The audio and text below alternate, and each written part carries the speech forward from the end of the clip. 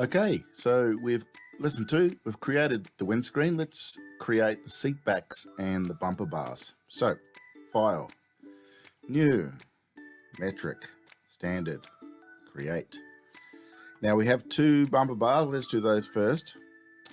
We don't need to create both of them because we'll do that. We'll copy the components when we are in the assemble phase. So the bumper bars, rectangle, 2-point center. They are 94 wide, tab to the height, which is 12. So that's our bumper bar. Very easy, like the other things. Just a rectangle, extrude. They come out 12 mil. And that's our bumper bar. So let's save that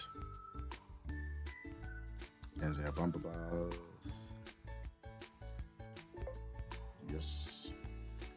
And we are on to the seat backs. So new file, create, sketch, facing the front. So I'm going to put on the front XY plane. They're a rectangle. They are, didn't do that very well, did I? 20 wide, and they are seat backs, 49 high. Okay, doesn't really matter that's not in the middle, but that is our seat back.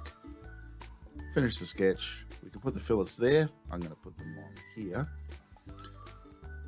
Extrude that by 4 millimeters, and then I'm going to put the fillets on the side there. I'm just going to leave them at 2 mil because it's quite narrow. They're only 20 mil wide, those, so they are one of our seat backs, but we will duplicate that in the assembly file. So we're going to save that as our seat backs, and that is our bumper bars and seat backs.